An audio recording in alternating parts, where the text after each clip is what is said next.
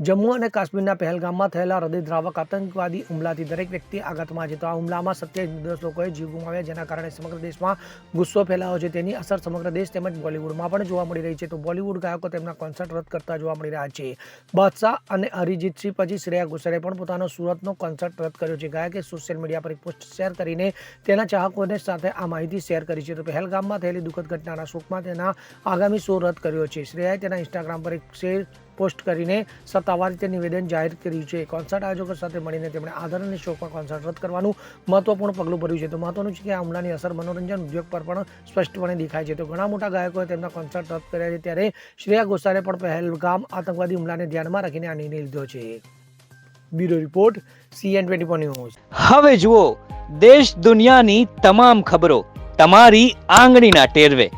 ઉઠાવો મોબાઈલ અને Google Play Store પરથી ડાઉનલોડ કરો અમારી CN24 ન્યૂઝ મોબાઈલ એપ.